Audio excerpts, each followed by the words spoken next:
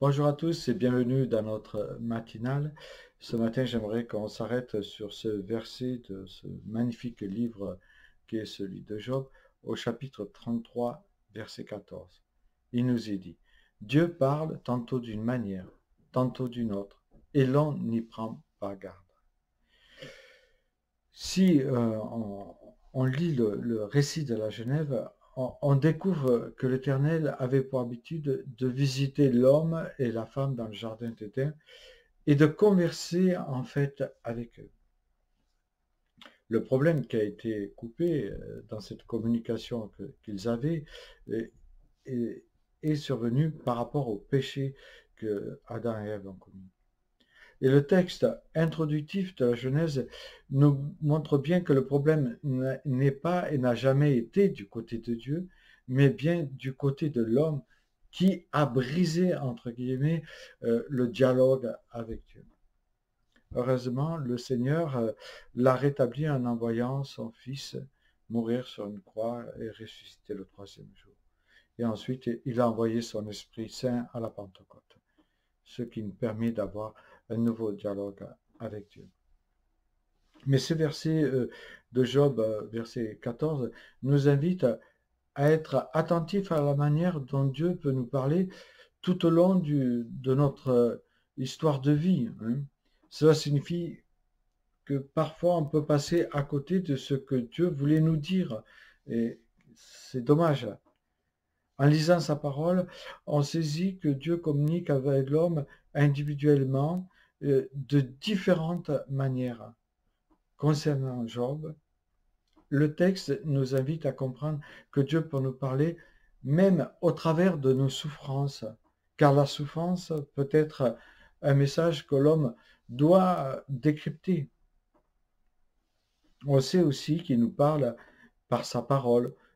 Exemple, le psaume 32 de David, le verset 8, il est dit « Je t'instruirai et je montrerai la voie que tu dois suivre. Je te conseillerai, j'aurai le regard sur toi. » Dieu peut nous conseiller par sa parole.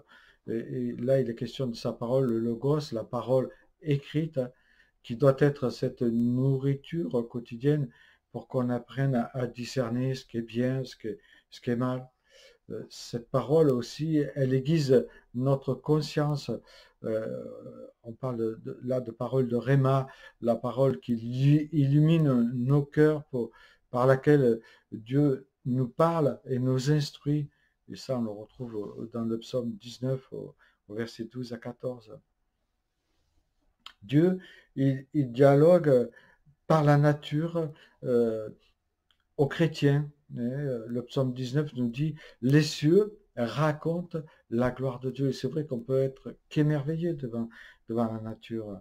Mais il parle aussi aux non-chrétiens, puisque dans Romains 1,20, il est dit « En effet, les perfections invisibles de Dieu, sa puissance éternelle et sa divinité se voient comme à l'œil nu depuis la création du monde, quand on les considère dans ses ouvrages. » Il est question de les considérer dans ses ouvrages. Et là, il dit qu'il n'y a plus aucune excuse si on ne sait pas les considérer.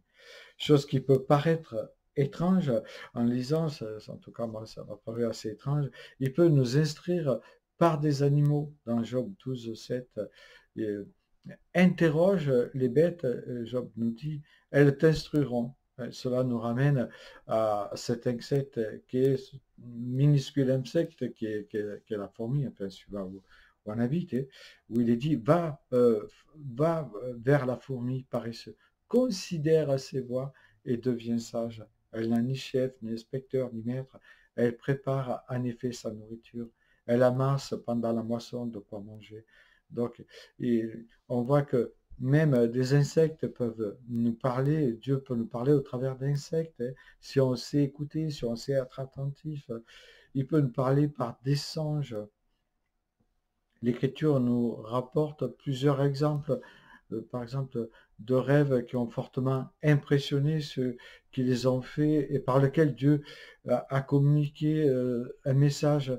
Alors, on peut regarder le livre de Samuel au chapitre 3, verset 9, où justement le prophète dit à Samuel d'être attentif à cette foi et d'y répondre. il lui dit de dire parle, parle, Éternel, car ton serviteur écoute. On peut voir cela aussi dans le livre de Job, ou encore dans le livre de Joël, où les hommes et les femmes auront des visions. Après cela, dit Dieu, je répandrai mon esprit sur toute chair.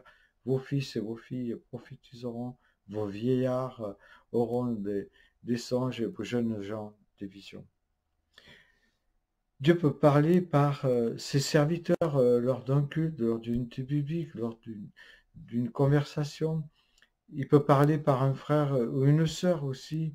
Il peut parler par, mieux encore, on voit parfois que Dieu peut passer par des gens qui n'ont pas la foi pour nous avertir, pour nous reprendre. Et ça, c'est extraordinaire quand on sait être attentif à la voix de Dieu. On voit qu'il peut utiliser maintes manières de nous parler.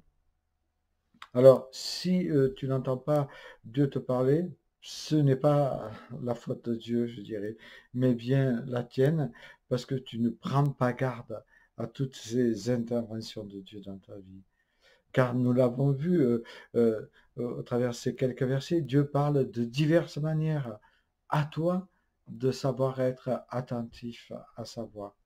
Alors, fais comme Samuel, dis-lui, parle, ton serviteur désormais écoute. Je vous souhaite une bonne journée à toutes et à tous.